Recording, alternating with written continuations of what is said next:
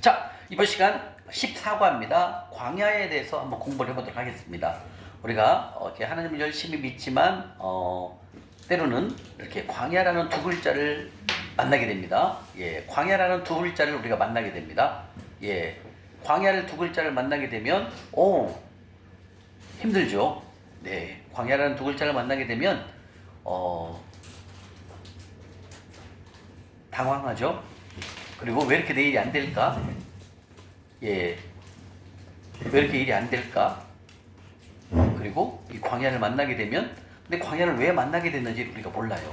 근데 어떻게 하냐면 하는 일이 안 돼요. 다시 말하면 이 광야란 첫 번째로 길이 없어요. 첫 번째 길이 없고, 두 번째 어디로 가야 할지 방향을 잡지 못해요. 세 번째 물이 없어 목마른 곳이에요. 네 번째는 먹을 것이 없어 굶주린다는 거죠. 다섯 번째는 뭐냐면 외롭고 지치고 힘든 곳이 광야예요. 첫 번째 광야란 길이 없다. 두 번째 어디로 가야 할지 방향을 잡지 못한다. 세 번째 물이 없어 목마른 곳이다. 네 번째 먹을 것이 없어 굶주린다. 다섯 번째 외롭고 지치고 힘든 곳, 이게 광야예요. 이 다섯 가지를 내가 지금 접하고 있다. 이거는 내가 광야에 들어선 거예요. 아니면 광야에 한복판에 서 있는 거예요. 특히 광야의 한복판에 들어서게 되면 진짜 아무것도 안 됩니다. 앞으로 넘어져도 우리가 뒤로 넘어져도 이마가 깨진다는 말 있잖아요. 속담에요. 광야에 들어서면 이런 일이 생겨요. 앞이 탁탁 막히고 아무것도 안 되고 뭘 해야 될지 모르고요. 이런 때가 와요. 한 번만 더 불러주십시오. 예, 첫 번째 광야란 길이 없다. 어떻게 가야 할 방법을 못 찾아. 길을 몰라요. 두 번째 어디로 가야 할지 방향을 잡지 못해. 방향을. 왜? 이것도 해도 안 되고 이것도 해도 사기 맞고 이것도 해도 안 되고 모든 게 안 되니까 방향을 못 잡는 거야. 야, 이거 내가 사업을 해야 되는 게 맞는 거야? 아니면 내가 직장을 들어가야 되는 거야? 뭘 해야 돼? 이렇게 방향을 못 잡아요. 갈피를. 세 번째 물이 없어 목마른 거예요. 물이 없어요. 물. 내가 해야 할 일이 없다는 거예요. 물이라는 것은 먹는 물도 뿌듯하지만 첫 뜻은 뭘 해야 될지 몰라요. 그 다음에 네 번째 먹을 것이 없어 굶주려요. 먹을 것이 없어요. 왜 먹을 것이 없다고 할까요? 이 먹을 것은 돈이 안 들어온다 그 뜻입니다. 기근이니까 돈이 메말라. 좀 돈이 일에서 좀 벌 것처럼 보이면 돈이 싹 빠져나가 있다는 얘기죠. 이런 일이 온다. 다섯 번째 외롭고 지치고 힘든 곳. 아무것도 안 되니까 포기하게 되는 거죠. 아무것도 안 되니까 뭘 해야 될지 모르겠고 해도 안 되니까 아이고 될 대로 되라 이렇게 포기하는 삶을 가져갈 수가 있다는 거죠. 그게 여러분들이 광야를 우리 윤근 형제님은 광야가 왔다고 생각하십니까? 이제 지금 39이죠. 네. 어떻게 광야를 지금 5가지 중에 한두 가지가 있었어요? 아직은 없죠? 아직은 없었죠? 네. 예, 아직은 예. 우리 박은경 집사님은 광야가 있었습니까? 아, 맞아, 있었던 것 같더라고요. 제가 박 집사님한테 좀 들었는데, 예. 과거에 좀 있었죠? 옵니다. 광야가 오면은요, 나는 분명히 되는 것처럼 보여요. 길인 것처럼 보이는데 가보면은 늪에 빠져버려요. 이런 일이 생겨요. 그러니까 내가 상상할 수가 없어요. 그리고 하는 것마다 안 돼요. 그러니까 뭘 할지 방향을 못 잡는 거예요. 그리고 좀 돈을 좀 버는 것처럼 보이지만 통장에 가보면 씨가 말라 있어요. 하나도 없어요. 빚밖에 없어요. 그리고 돈이 술술술술 새나가요. 그러니까 돈이 고이지가 않아요. 통장에. 이런 일이 와요. 그리고 뭘 하면 사기를 맞아요. 그게 문제예요. 뭘 하게 되면 뒤통수를 맞는다 이거죠. 여러분들 저도 그래도 좀 똑똑하고 현명한 편인데 제가 보이스피싱 당했다면 여러분 믿을래요? 보이스피싱 당했다면 믿을래요, 집사님? 당해봤어요.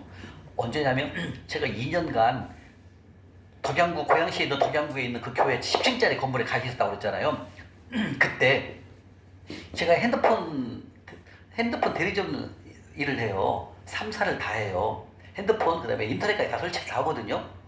제가 이제 핸드폰 지금도 하고 있거든요. 근데 저는 막 핸드폰 교통 오면 돈을 많이 줘요. 대리점 나오는 거 다 드려요. 이번에도 그 인터넷을 지난주에 하나 설치했거든요. 고객 70만 원 드렸어요. 예, 그렇게. 근데 이제 내가 그 교회를 들어간 게 45살, 9월 30일 날 들어갔잖아요.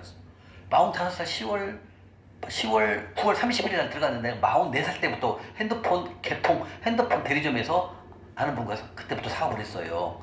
아무것도 안 되니까 영업 좀, 제가 이 핸드폰 지금 천몇 번을 얘기해 보는데 아무것도 안 되니까 야, 영업이나 하자. 왜? 투자를 하면 사기를 맞죠? 일을 하게 되면 없어지죠. 회사가 없어지고 막 그런 일이 생기니까 사업, 투자 이걸 못 하겠더라고. 무서워갖고.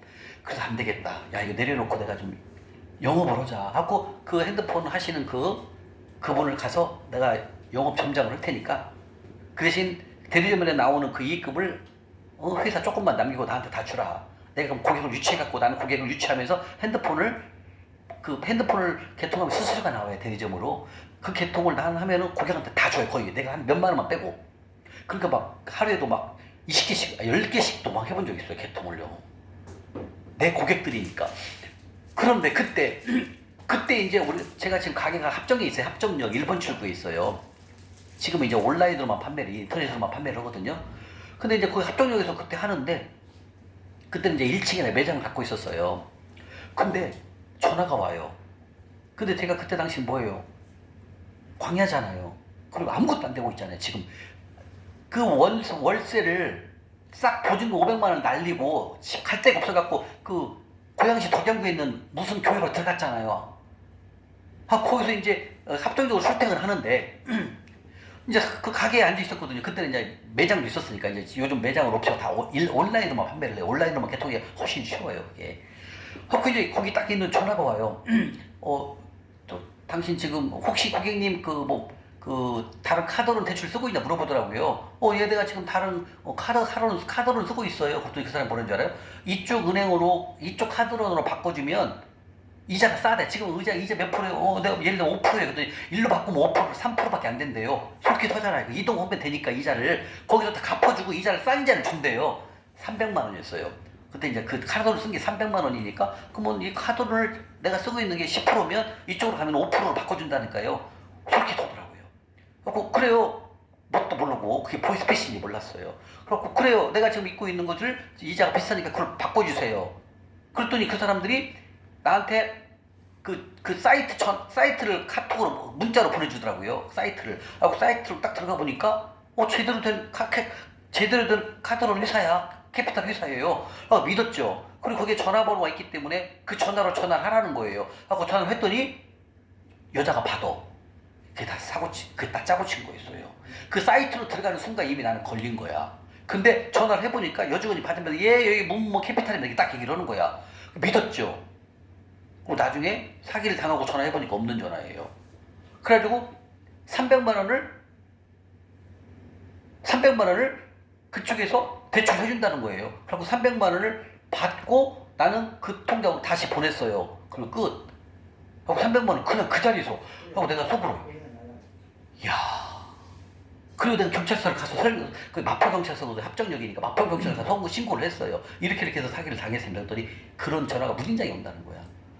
그러니까 이 사람들이 그 전화번호와 대표 전화번호 알려준 데가 다 가짜로 지네들이 만든 거야.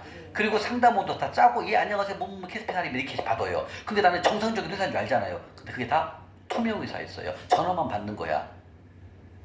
와, 그걸 제가 한번 당해봐서 300만 원. 큰 돈 아니지만 300만 원. 그 광야 때. 그래서 제가 드릴 말씀 뭐냐면 광야 가잖아요. 광야 오면은 이런 일이 생겨요. 눈 뜨고 그냥 300만 원 날려버리더라고요. 딱 전화니까 안 받아요. 계속 상담했던 남자는 전화를 안 받아요. 돌려버려 놓은 거야, 이미. 와. 그러니까 뭐예요? 광야는 엎치고 덮치고 어려워진 거예요.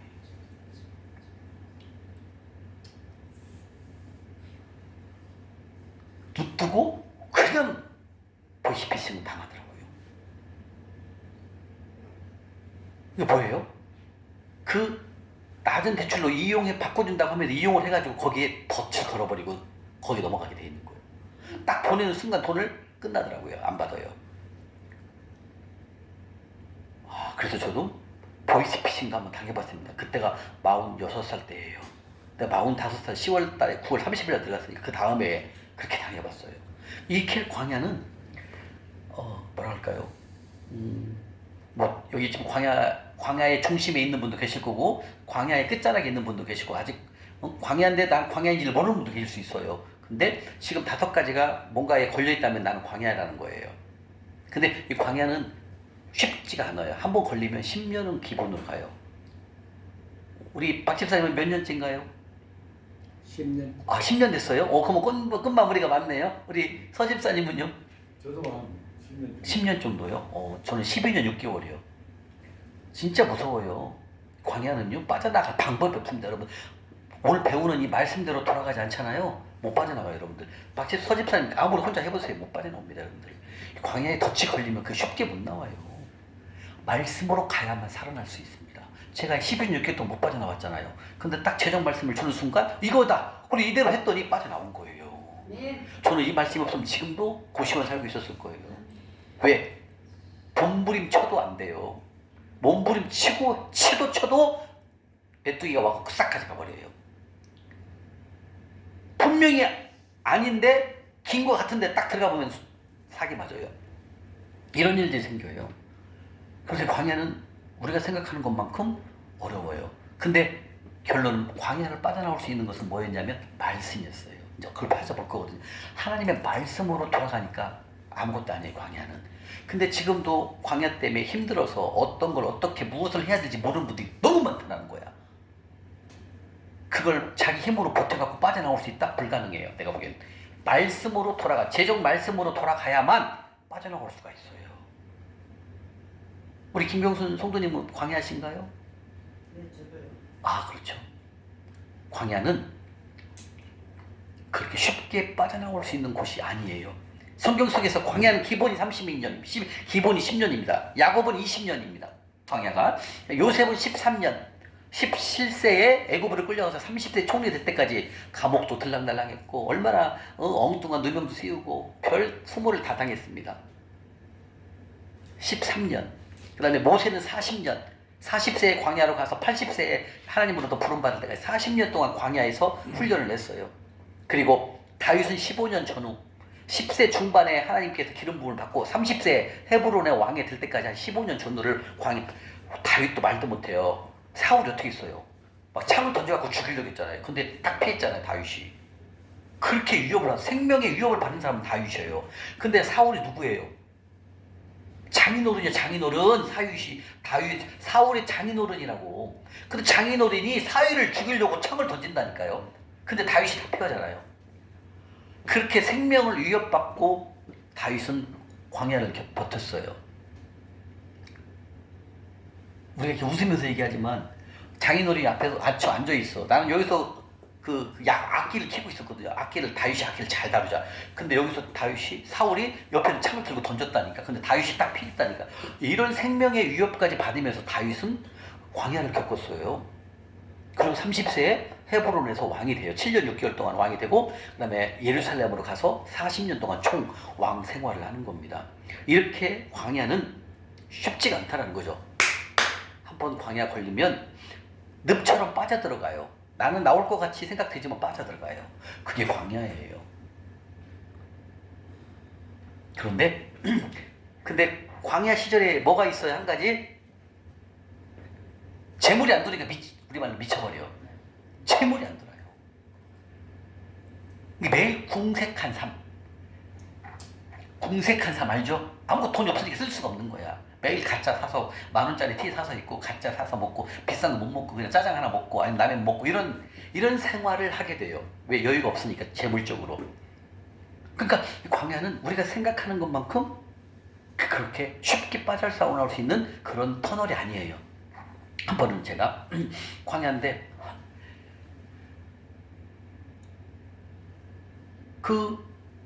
다시 말하면 그 거시기 고양시 덕양구에 있는 그 교회에 있을 때 그때가 최고 바닥이었거든요. 와, 이제 핸드폰 가게에서 이제 들어가려고 하는데 주머니에 1,000원밖에 없더라고요. 이제 그때는 제가 신용불량자니까 조카 걸 갖고 썼거든요. 체크카드를. 근데 체크카드는 돈이 있어야 쓰잖아요. 와, 1,000원밖에 없는 거야. 주머니에 들여보니까 아무것도 없는 거야. 오늘 교회에 들어가면 내일 뭘로 나올지 모르겠어요. 돈이 없으니까. 그렇게까지도 가더라고요. 그리고 지하철을 몰래 타야 되나? 공짜로 몰래 타야 되잖아요. 안 찍고 타는 거 있잖아요. 이렇게 광야는 가요. 저는 더 힘들었던 게 어머니가 45살 10월 20일 날 돌아가셨어요. 어머니가. 근데 내가 45살 2019년도 그때 45살이니까 9월 30일 날 내가 교회를 들어가잖아요. 45살 9월 30일 날 들어가고 2주 있다가 3주 있다가 어머니가 10월 20일 날 돌아가셔요. 3주 있다가 아무것도 없으니까 그 교회로 들어갔잖아요. 거기를 먹여주고 재워주니까 교회 가기만 하면 예배만 드리면 먹여주고 재워줘요. 거기는요. 그러니까 거길 갔는데 3주 만에 내가 토요일 날 들어갔거든요. 근데 3주 있다 토요일 날 어머니가 돌아가신 거 오후에. 근데 그때 차를 타고 내려가려고 택시를 아니 내 차를 갖고 내려가야 되는데 기름비를 넣어야 되는데 돈이 주머니에 2, 3만 원 없더라고요. 그리고 장례식장을 갔어요. 함열을. 저 고향이 함열 갔더니 함열 장례식장을 갔더니 내가 수중에 아무것도 없는 거야. 길 느니까. 그렇게 최악인 경우에 저는 어머니를 또 보내봤어요. 근데 아버지는 제가 38살 때 38살 6월 30일에 돌아가셨거든요. 그때는 38살 6월 달에는 제가 최고로 많이 벌었어요. 그때 한 달에 2억 넘게 벌었던 때가 그때 6월 달이에요. 제가 다 기억을 하죠. 아버지는 제가 이제 아버지가 돌아가셨을 때는 집으로 거시기로 어디요? 장례식장으로 조화가 왔거든요. 조화가 왔는데 저기까지 줄 서 있어. 조화가 전국에서 다 오니까. 근데 어머니 돌아가실 때는 폭삭 망해갖고 아무것도 하지 못할 때 온 거야. 그러니까 천국도 보여주고 하나님 천당 지옥도 보여주는 거. 어머니 때는 완전 내가 바닥. 아버지 때는 최고 잘 나갈 때. 아버지는 보낼 때 막 리무진에다가 막 옷도 막 최고 비싼 걸로 3배 옷으로 막 오고 그렇게 아버지는 멋있게 보내드렸거든요. 근데 어머니 때는 내가 쪽박 차는 거 완전 망해갖고 기름값 없는 거야. 내려가려고 하니까. 그때가 제일 힘들 때가 교회 갔을 때가. 그렇게 하나님이 잘된 것도 보여주고 망한 것도 두 가지를 다 어머니 아버지 돌아가셨을 때 다 보여주시더라는 거죠. 그러면서 와 진짜 아버지 때는 그렇게 내가 잘 나갔었는데 리무진을 타고 아버지를 보내드렸으니까 그때는 돈이 구애받지 않았잖아요. 그냥 돈 갖고 다 찔렀으니까. 근데 어머니 때는 그렇게 이렇게 만들더라고요. 그러니까 저는 다 봤어요. 내가 잘 나갈 때 아버지가 돌아가셨고 제일 힘들 때 또 어머니가 가시니까 그걸 다 본 거예요. 경험을. 그렇게 광야는 무서워요. 지금 이제 생각해 보면 그런 왜 이렇게 잘 되기도 하시고 이렇게 망하기도 하시는지 그게 이제 광야였던 것 같아요. 그러나 광야는 절대 내가 빠져나올 수 없다라는 거. 내 힘으로는 빠져나올 수 없는 거야. 윤구정재님 이해가요? 하나님의 능력 아니면 못 빠져나와요. 광야는 여러분들. 그래서 여러분들이 이렇게 와서 재정 강의를 들으면서 대가를 지불하는 거예요. 왜? 광야를 빠져나오기 위해서. 이거 아니면 못 빠져나온다는 거예요. 계속 광야에서 헤매야 됩니다. 계속 쳇바퀴는 돌아가지만 빠져나올 수가 없는 거예요. 그래서 우리가 이 말씀만이 우리가 여기를 나올 수가 있어요. 그래서 말씀 한번 볼게요. 신명기 8장 한번 가보겠습니다. 신명기 앞에 신명기 8장입니다. 신명기 8장 2절. 신명기 8장 2절입니다. 바로 말씀으로 돌아가야만 우리가 광야를 빠져나올 수가 있고 그것을 헤쳐나올 수가 있다는 얘기죠. 이 말씀이 돌아가지 않으면 절대로 광야라는 두 글자를 우리가 벗어난다는 거 만만치가 않습니다. 아니 어렵습니다. 여러분들 한마디로 어렵습니다. 자, 신명기 8장 2절 찾으셨습니까? 275쪽 274쪽 신명기 8장 2절 3절입니다. 자, 한번 보겠습니다. 왜 광야를 보냈는지 주님께서 말씀하셔요. 이미요. 자, 읽겠습니다. 시작. 내 하나님 여호와께서 이 40년 동안에 내게 광야길을 걷게 하신 것을 기억하라. 이는 너를 낮추시며 너를 시험하사 내 마음이 어떠한지 그 명령을 지키는지 지키지 않는지를 알게 하심이라. 너를 낮추시며 너를 줄이게 하시고 또 너를 알지 못하며 내 조상들도 알지 못했던 만나를 내게 먹이신 것은 사람이 여호와의 입에서 나오는 모든 말씀으로 사는 줄을 내가 알게 하려 하심이라. 광야에 보낸 이유에 대해서 말씀합니다. 이거 무슨 뜻이에요? 하나님은 2절에 나를 낮추신다는 거죠. 내가 그 30대 때 돈 많이 벌고 막 하는 것마다 다 잘 되니까 교만이 막 하늘을 찔러요. 제가 30대 때 얼마나 교만했냐면 아까 우리 만몬에 대해서 배웠잖아요. 돈이면 다 해결할 수 있다는 거. 저는 이랬어요. 돈이면 다 해결돼. 돈만 벌면 끝나 이렇게 생각을 하는 거예요. 왜? 돈을 많이 벌으니까. 못할 일이 없는 거야. 근데 하나님은 그 교만을 꺾기 위해서 어디로 보냈다고요? 광야로 보냈는데 내가 광야길 걷게 하신 이유, 네가 광야를 겪게 하신 걸 기억하라는 거예요. 뭘 기억하라고요? 너를 낮추신다. 나를 낮추시고 나를 시험한다는 거예요. 그리고 이 광야가 네 마음이 어떤지 안 어떤지, 네 마음이 어떤지, 힘든지 얼마나 힘든지, 힘들고 어려운지를 알게 하기 위해서, 그리고 하나님의 명령을 지키면 안 지키면 이거에 대해서 알게 하기 위해서 어디를 보냈다고요? 광야로 보냈다는 거죠. 저는 그래서 광야를 가본 거예요. 근데 광야 갔어도 저는 이 말씀으로 돌아가는 걸 몰랐어요. 그래서 이게 길어진 거예요. 이게 말씀으로 돌아간다는 걸 모른다는 거예요. 광야를 가더라도. 이 말은 뭔 말이냐면, 그러니까 어렵고 힘들고 아무것도 안 풀리고 다 어려운데 왜 이것을 어떻게 내가 빠져나와야지? 이것을 모른다는 거예요. 근데 지금 하나님께서는, 내가 하나님께서 광야를 보낸 거는 나를 낮추고 나를 시험한다는 거죠. 그리고 네가 광야에 있을 때 어떤 마음이 드는지를 알게 한다는 거. 광야 되니까 아무것도 안 되지, 네 몸 아무것도 안 되지, 사기받지, 되는 게 없지, 꼴이 없지, 이런 것을 알게끔 한다는 게 광야를 통해서. 그리고 그 명령을, 하나님의 명령을 지키는지 안 지키는지를 알게 하기 위해서 어디를 보냈다? 광야로 보냈다는 거예요. 그 다음에 3절에 뭐라고 나와요? 나를 낮추시며. 제가 30대 때 잘 나가니까 너무 교만했잖아요. 교만을 꺾으려고.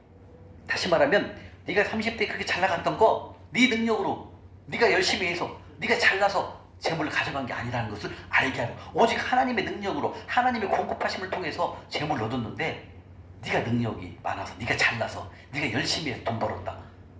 내가 주체가 되는 거야. 내가 열심히 일을 열심히 했기 때문에 돈을 많이 버는 걸로 내가 주인이 돼버린 거예요. 돈이요. 이것을 지금 3절에 뭐라고 하면, 너를 낮추시면 너를 줄이게 하신다는 거죠. 네가 네 힘으로 돈 벌었던 거 내가 낮춘다는 거죠. 돈 싹 없애버리고, 그 다음에 네가 줄인다는 거예요. 굶주리게 만든다는 거예요.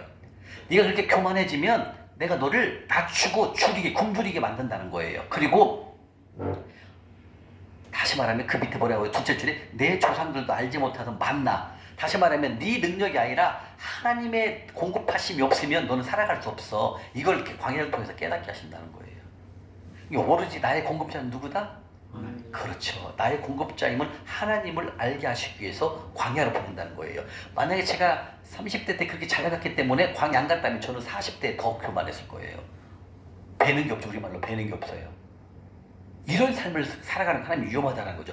이 불길로 뛰어드는 거나 똑같아요. 이게요. 교만이. 그렇기 때문에 하나님께서는 나를 낮추고 나를 굶주리게 하고, 그리고 뭐라고 말씀합니까? 3절 세 번째 넷째 줄에 우리가 떡으로 살아가는 게 아니라 뭘로 살아간다? 뭐라고 나왔어요? 말씀입니다. 말씀은 바로 생명이죠. 여호와의 입에서 나오는 모든 말씀으로 살아가는 것을 깨닫게 하기 위해서 어디를 보냈다? 광야로 보냈다. 이렇게 말씀. 이게 신명기 8장 2절 3절 말씀이 광야로 보낸 이유, 왜 보냈는지를 정확히 말씀하시는 거죠. 즉 교만을 꺾고 하나님의 공급하심을 인정할 수 있는 그런 믿음의 삶을 살기 위해서 우리를 광야로 보내는 거예요.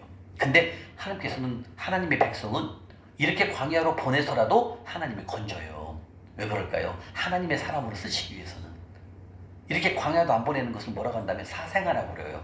하나님을 믿지만 하나님이 이렇게 어려움을 안 주면 이 교만을 꺾을 수가 없어요. 계속 교만으로 가는 거예요. 근데 하나님은 하나님의 사람을 쓰시기 위해서는 반드시 어디로 보낸다? 광야로 보낸다는 거예요.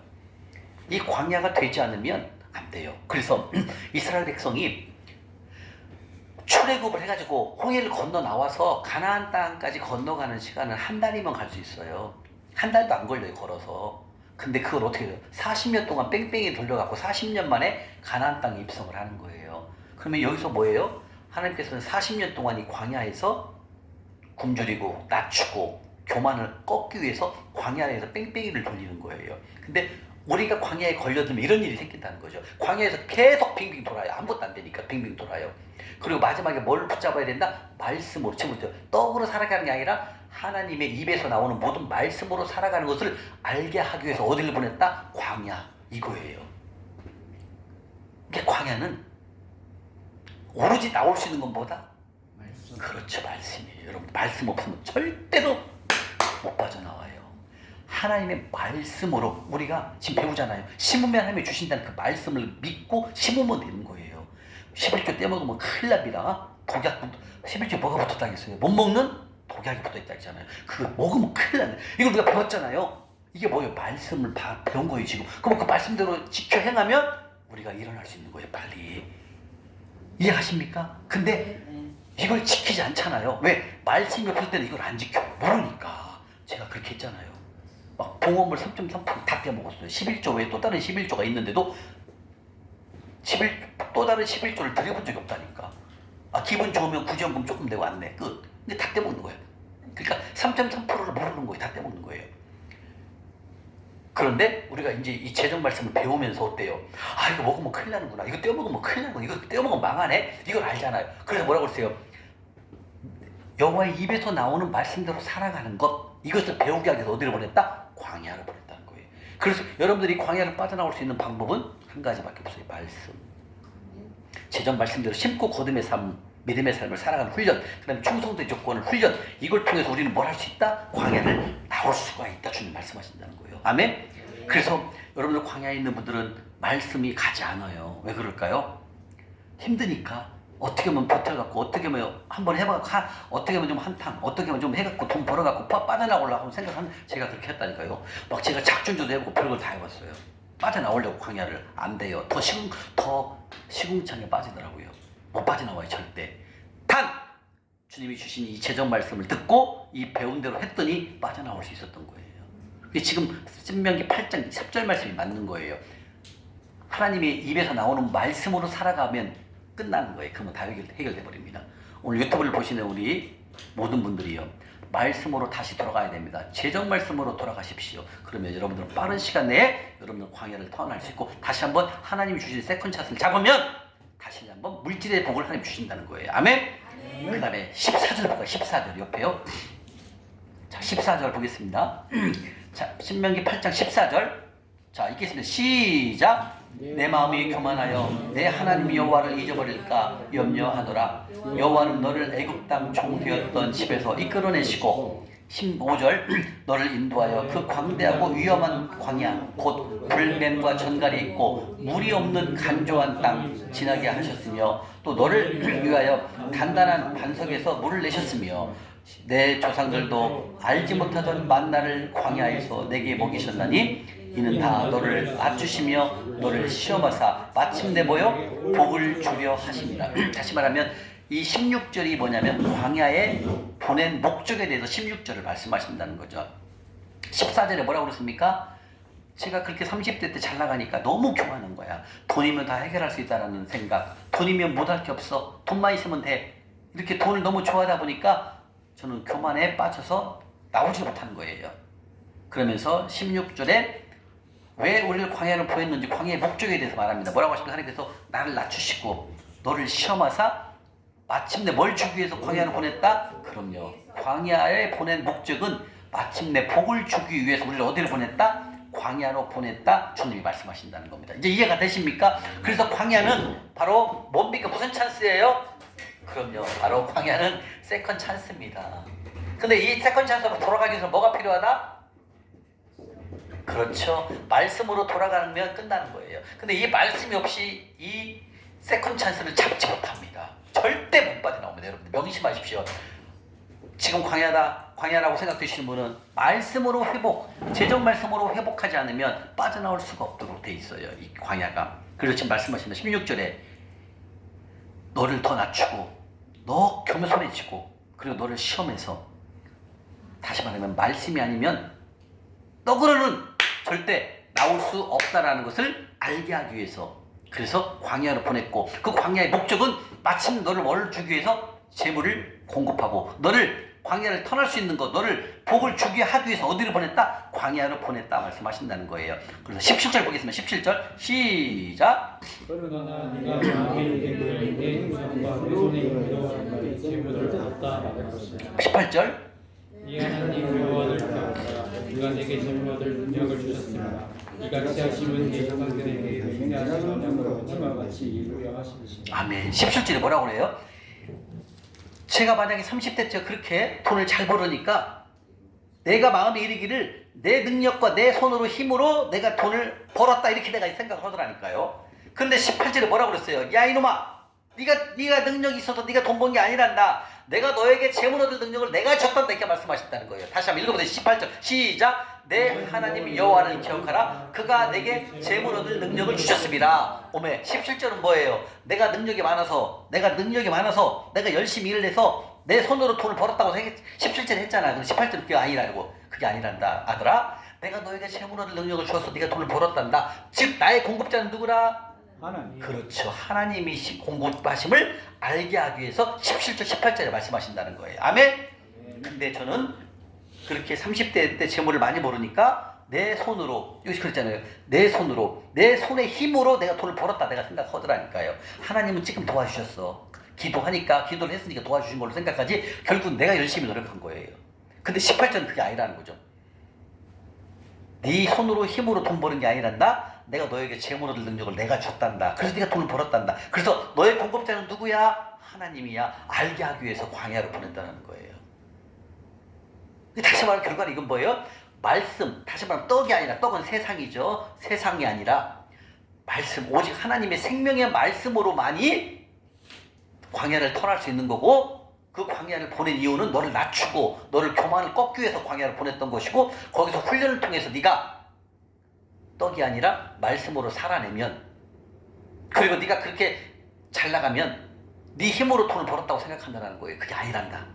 내가 너를 광야로 보낸 이유는, 그리고 네가 다시 재물을 얻을 수 있었던 것, 내가 너에게 재물을 공급했기 때문에 네가 다시 일어날 수 있었다 이렇게 말씀하신다는 거예요.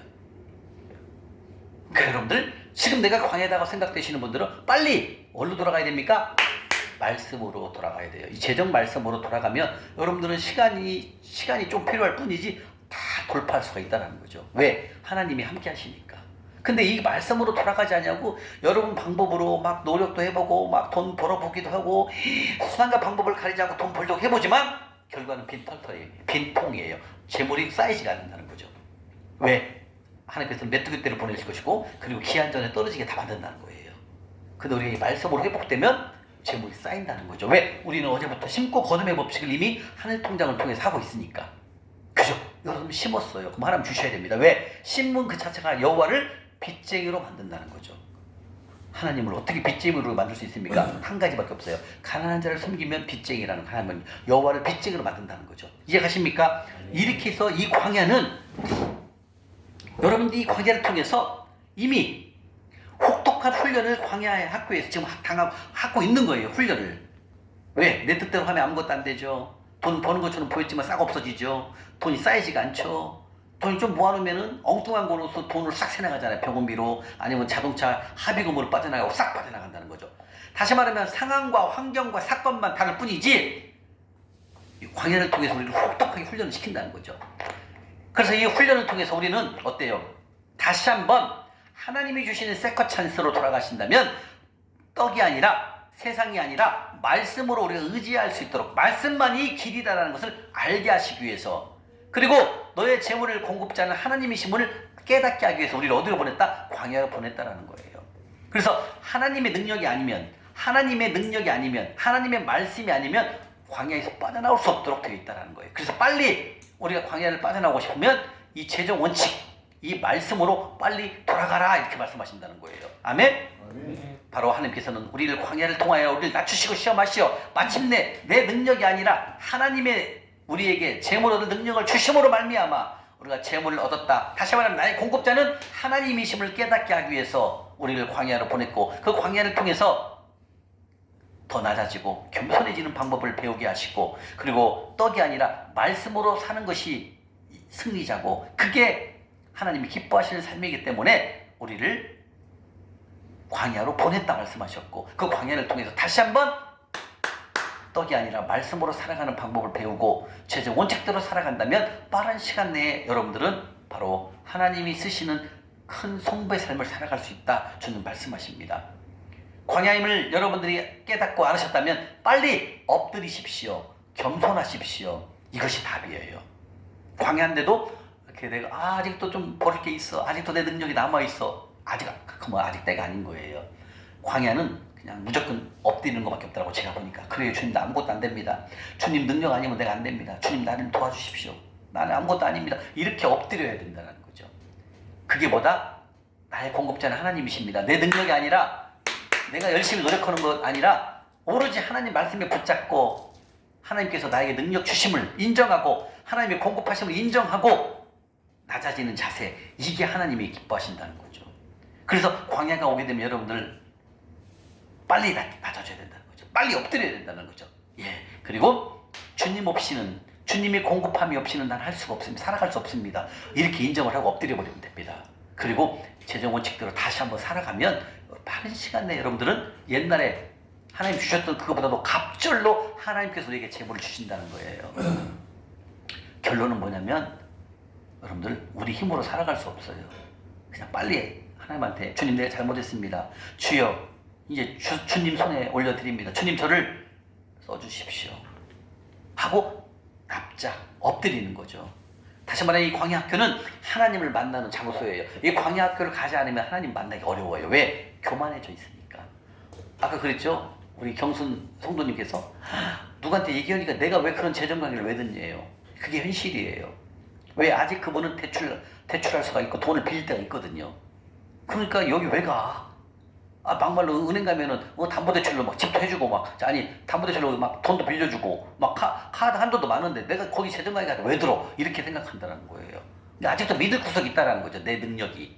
하나님은 안 씁니다. 진짜 내 힘으로 아무것도 안 될 때, 내 힘으로는 살아남을 수 없을 때 제가 그렇게 되더라고요.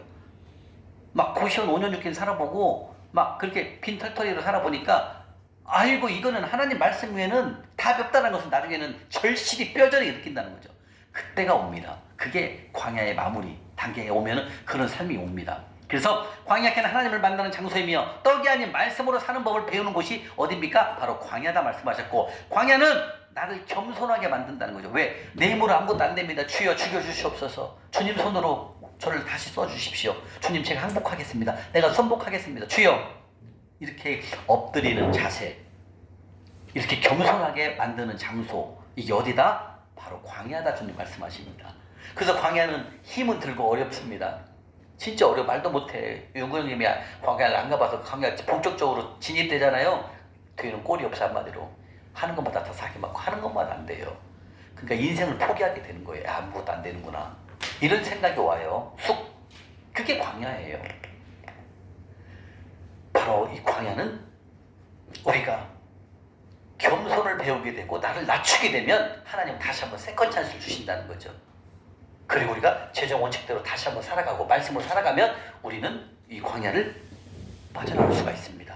즉 제가 10여 년 6개월 동안 광야를 겪어봤지만 광야를 빠져나올 수 있는 것은 하나님의 궁휼하신 인도하심입니다. 그 인도가 말씀으로 돌아가는 거였어요.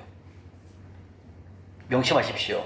광야를 빠져나온다는 것, 광야를 턴할 수 있는 방법은 오직 하나님의 궁휼하심으로 인한 말씀으로 회복하는 것, 재정 말씀으로 회복하는 것만이 우리가 이 힘든 터널을 광야를 빠져나올 수 있다는 겁니다.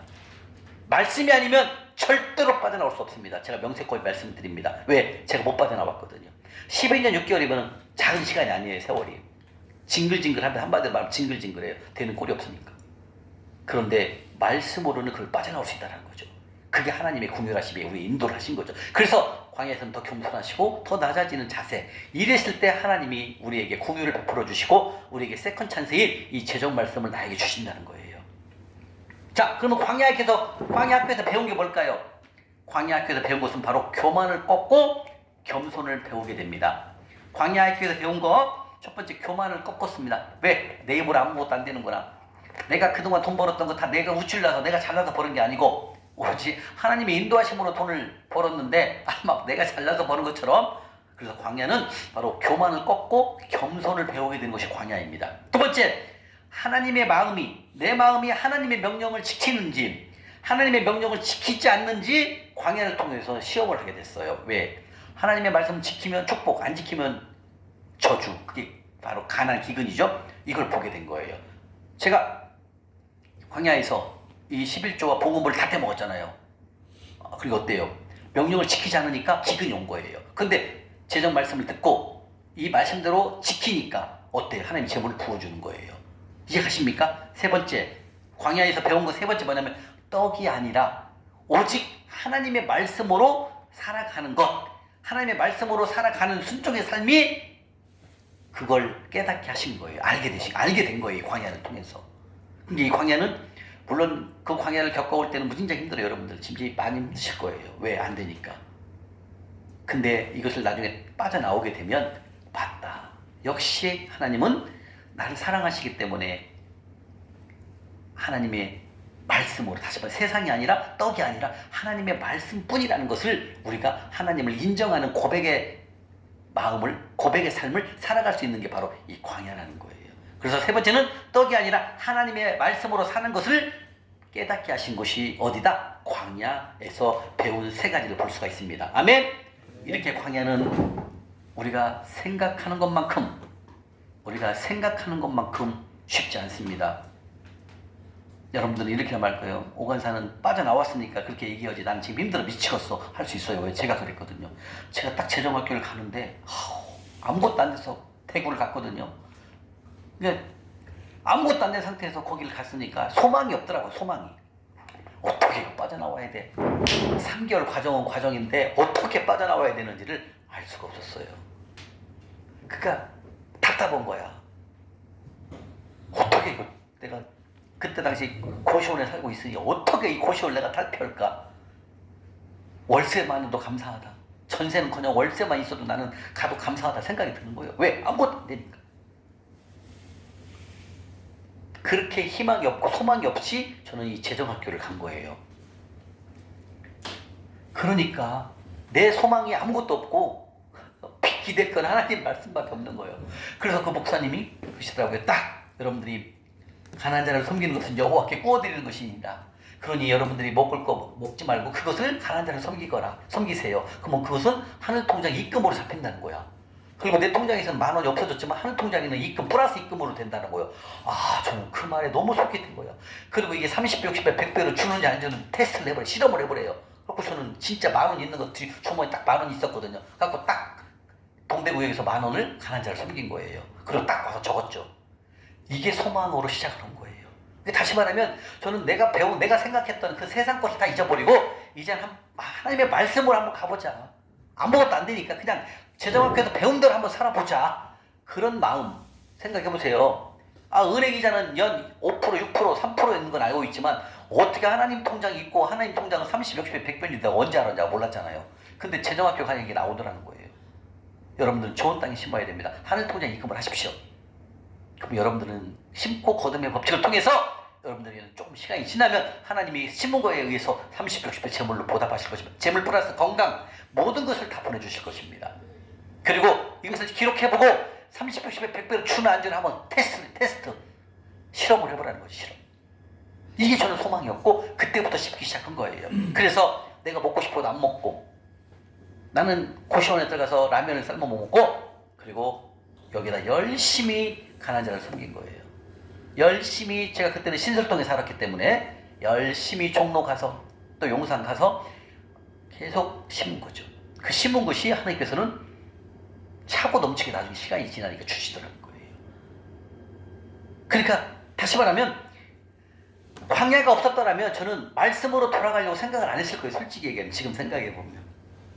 근데 하도 망해보고 아무것도 안 되니까 그냥 한번 목사님이 실험해보라니까 한번 실험해보자. 그런 마음을 갖고 한번 적어본 거예요. 진짜 준 안 준 하나님. 그리고 실험을 해본 거죠. 그래서 떡이 아니라 말씀으로 살아가는 것이 이거라는 것을 알게 되는 거예요. 그래서 여러분들이 어제부터 심기 시작하는 거예요. 내가 땀 흘려서 에베소 4장 28절에 네가 수고하여 땀 흘려서 또 번 돈으로 가난한 자를 섬기거라 이렇게 말씀하셨어요. 그러면 그것에 내가 30, 60배, 100배로 너에게 갚아주겠다 이렇게 말씀하신다는 거예요. 돈 버는 목적에 대해서 우리가 알았습니다. 돈 버는 목적은 나를 많이 먹고 입고 쓰는 게 아니라 가난한 자를 섬기기 위해서 돈을 벌으라는 거예요. 근데 우리는 가난한 자를 섬기는 것은 무슨 통장? 하늘 통장. 몇 배? 30배, 100배. 그러니까 내가 섬긴 것은 나에게 30배로 돌아오는 이 피드백이 되기 때문에 이게 이기는 삶이 되는 거예요. 나중에 승리하는 삶을 사는 거예요. 그래서 우리 심으면 하나님은 주신다는 거죠. 심으면 주신다는 거예요. 이 진리를 안 거예요.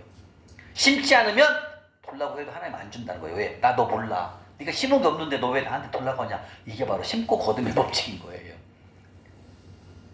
그래서 우리가 시간 만날 때마다 이제는 심는 걸 연습하는 거예요. 훈련하는 거예요. 심으면 하나님은 주시니까. 심어야만이 나한테 열매가 맺으니까. 이해가십니까? 그래서 어렵고 혹독한 광야를 여러분들이 이제 이 최종 말씀으로 돌아오면서 광야를 빠져나올 수 있는 거예요. 즉 하나님의 말씀으로만 빠져나올 수 있는 방법이라는 거죠. 그거 외에는 방법이 없다라는 거예요. 그래서 지금 이 강의를 보고 계시는 모든 분들이요, 내가 광야이다 생각되신다면 이 광야를 빠져나올 수 있는 방법은 하나님이 세우신 재정 원칙대로만 살고 이 재정 원칙대로 훈련하시면 여러분들은 짧은 시간에 다 빠져나올 수 있어요. 걱정하지 마십시오. 하나님이 하실 것입니다. 아멘? 이렇게 광야를 겪고 난 후 그럼 하나님 어떻게 하신다? 욥기서에 나옵니다. 하나님께서요 우리를요 순금같이 광야에 빠져나오게 되면 순금같이 우리를 만든답니다. 욥기서 23장입니다. 욥기서 23장 784쪽 784쪽입니다. 784쪽 784쪽입니다. 욥기서 23장 10절입니다. 784쪽 욥기서 23장 10절 말씀 보겠습니다. 시작. 그러나 내가 가는 길을 그가 아시나니 그가 나를 단련하신 후에는 내가 성금같이, 다시 말해 이건 뭐냐면 우리가 이 광야, 어려운 이 광야를 통해서 그것을 통해서 내가 단련하게 된다는 거예요. 왜? 내 힘으로는 아무것도 안 되는구나, 해도 안 되는구나, 이걸 알게 되는 거예요. 그리고 이제는 어때요? 하나님의 말씀으로 살아가는 삶을 살게 되다 보니까 하나님이 그 광야를 통해서 네 뜻대로 살면 아무것도 안 되지, 따라하더라, 내 말씀대로 살거라. 그럼 내가 너를 단련한 후에는 순금같이 하나님의 사람으로 만든다, 이 뜻입니다. 이 말씀이. 순금이라는 뭐예요? 우리가 100% 하나님의 사람이 돼야 된다, 그 뜻입니다. 이해가십니까? 그래서 하나님은 우리를 광야로 보내신 목적도 있고 이유도 있고 원인도 있고, 원인은 내가 교만했기 때문에 보낸 거고, 그리고 원인은 뭐예요? 또 네 힘으로 네가 돈을 벌었다 이 자랑한다라는 거예요. 그게 아니라는 거죠. 오직 하나님께서 나에게 재물 얻을 능력을 주셔서 내가 재물을 얻었는 건데, 네가 노력 잘해갖고 열심히 노력해서 돈 버는 것처럼 마치 네가 주인이구나 돈에, 이렇게 생각한다는 거죠. 그런 원인 때문에 우리를 광야로 보냈고, 이 광야에서는 바로 너를 낮추고 줄이고 굶주리게 해가지고 하나님의 능력이 아니면 너의 공급자는 없단다. 오로지 하나님의 하나님만이 너의 공급자란다. 이걸 알게 하기 위해서 어디로 보냈다? 광야로 보냈다는 거죠. 그 광야를 통해서 우리가 낮아지고 겸손해지고, 거기서 뭘 배웁니까?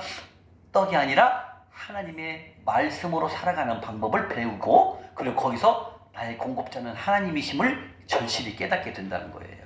그러면서 우리는 하나님이 세우신 재정 원칙을 통해서 광야를 빠져나올 수 있도록 하신다, 주님께서. 그래서 오로지 광야를 탈출할 수 있는 원동력은 뭐다? 말씀밖에 없습니다, 여러분들.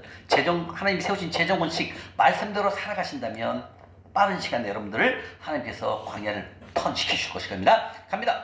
시편 119편 갑니다. 옆에 욥기서 옆에가 시편이죠. 119편 67절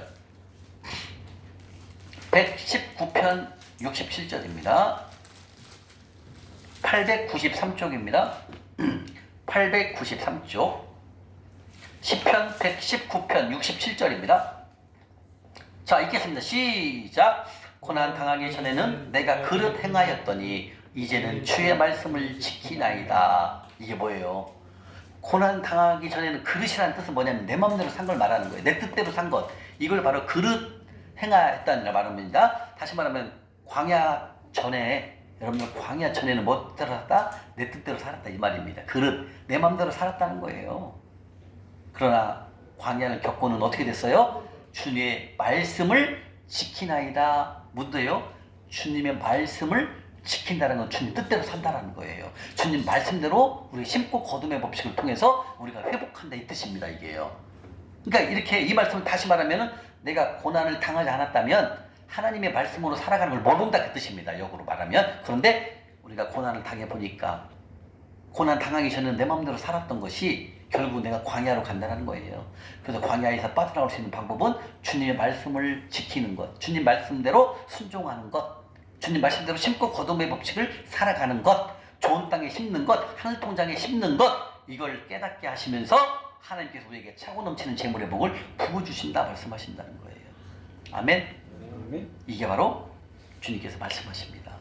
그래서 광야는 힘들지만 하나님을 깊게 만날 수 있는, 깊게 하나님을 만날 수 있는 그런 터닝 포인트가 바로 광야다 주님 말씀하십니다. 71절 한번 볼까요? 71절 그 밑에 71절 시작.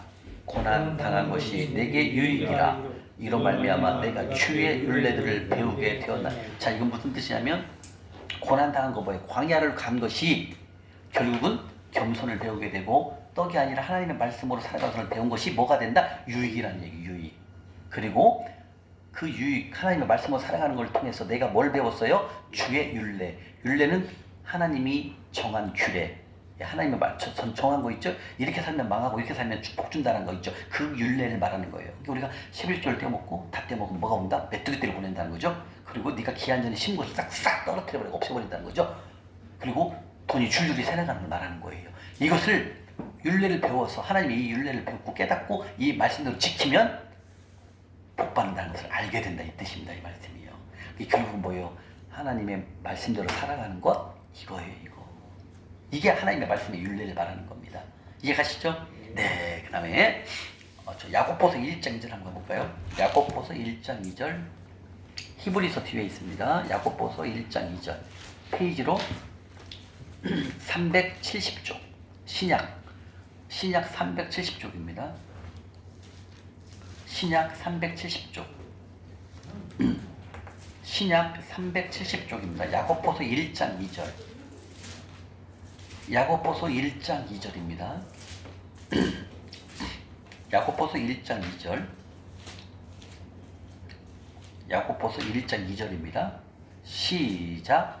내 형제들아 너희가 여러 가지 시험을 당하거든 온전히 기쁘게 여기라. 자, 이 말씀은 뭐냐면 형제들아 네가 광야를 당했거든.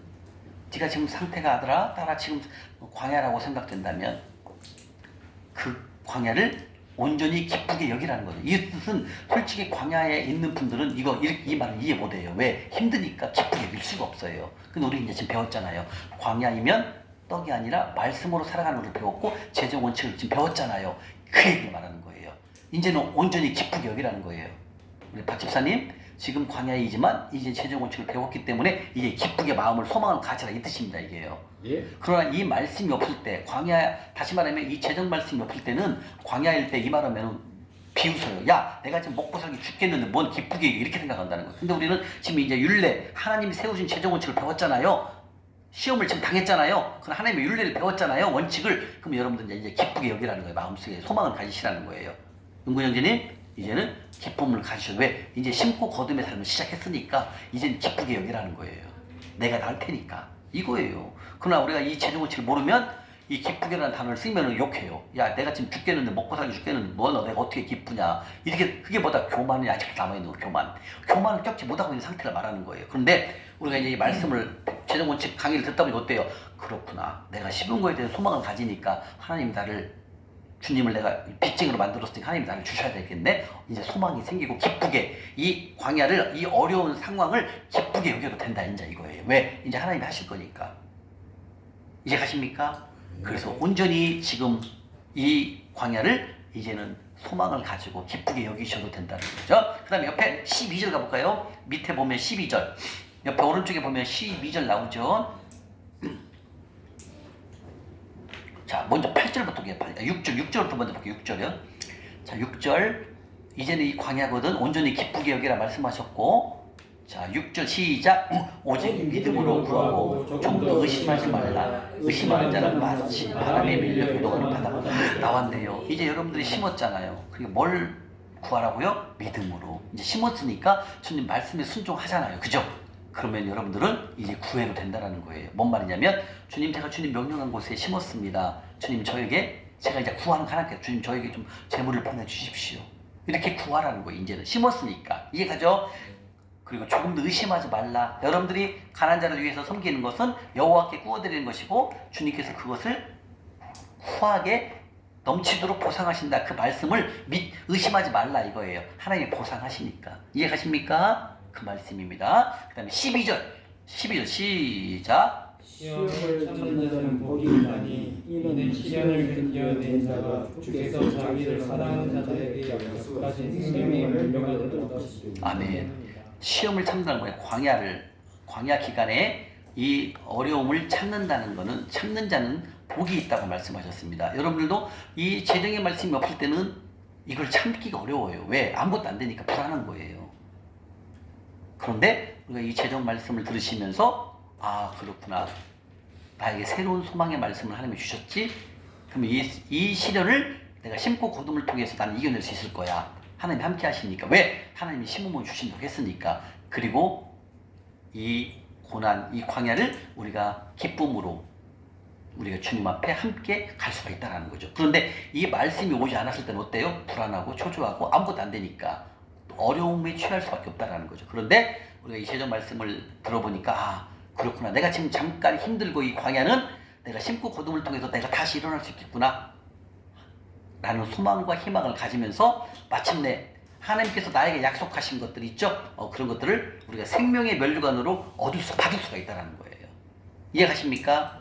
결국은 광야는 내가 힘으로 내 능으로 빠져올 수 없는 늪이라는 거고 오로지 뭘로 빠져나올 수 있다? 하나님이 세우신 율례 바로 하나님이 세우신 재정 원칙을 지켜야만이 우리가 빠져나올 수 있다라고 말씀하셨고 그 광야를 통해서 하나님이 공급자임을 우리가 알게 되고 오로지 모든 공급은 오로지 하나님뿐임을 우리가 알게 된다는 거예요.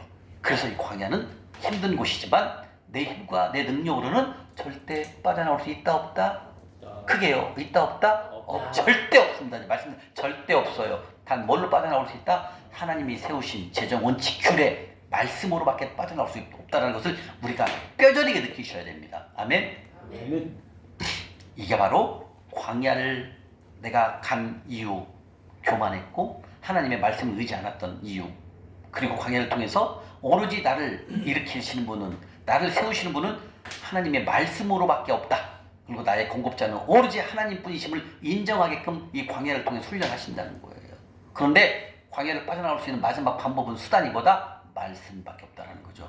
하나님이 세우신 재정 원칙의 말씀을 지키면 여러분들은 빠져나올 수 있습니다.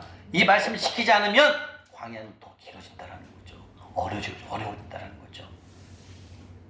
그래서 광야를 통해서 여러분들은 다시 한번 하나님이 세우신 이 재정 원칙을 내 걸로 만드시고 그걸 겸손히 받아들이고 심고 거둠의 삶을 더 부지런히 하시고 열심히 땀 흘려서 벌어서 더 많이 심으시면 돼요. 이 하늘통장에 심으시면 여러분들은 소망이 있으십니다. 이 하늘통장에 심으시면 입금하시면 여러분들은 머지않아 여러분들은 이 늪 같은 광야를 빠져나올 수가 있다는 거죠. 그리고 하나님이 주시는 그 보배 같은 하나님의 말씀으로 우리가 이제는 살아갈 수 있다는 거죠. 그래서 여러분들이 매일매일 뭐 입고 올리십니까? 말씀. 그렇죠. 하나님의 말씀, 하나님의 음성을 매일매일 읽고 올리는 훈련을 하시는 겁니다. 왜 그럴까요? 떡이 아니라 세상이 아니라 말씀이 유일하다. 말씀만이 내가 살 길이다라는 것을 하나님께 고백하는 삶을 살기 위해서 우리가 매일매일 말씀을 읽고 올리는 거예요. 저는 2019년도 6월 15일 날 재정학교 들어간 그 날로부터 성경 말씀을 읽기 시작해서 지금까지 하루도 놓지 아니하고 훈련 받을 때는 하루에 한 과밖에 못 읽었어요. 그 다음에 돌파한 후에는 하루에 2과, 3과씩 읽었어요.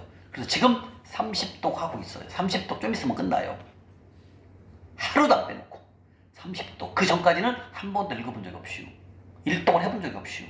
근데 6월 15일 날 시작한 날로부터 지금까지 하루도 놓지 않냐고 하루에 15장에서 50장까지 하루에 읽어요. 그러면서 30독이 이제 끝나갑니다. 다시 말해 이 말씀이 뭐예요? 제가 광야를 빠져나올 수 있었던 것 바로 말씀이었기 때문에 생명보다 귀한 말씀, 하나님의 말씀이 이 영의 양식이 우리를 광야에서 빠져나올 수 있었던 거죠. 그러니까 이 말씀을 소중히 여기지 않을 수가 없는 거예요. 왜? 말씀은 하나님이시니까. 우리 첫날 배웠잖아요. 성경의 구원에 대해서. 말씀은 하나님, 성경도 하나님이에요. 성경 속에 하나님 66권을 우리를 위해서 다 기록해 놓았어요. 그 말씀을 지키면 축복, 안 지키면 저주, 이거예요.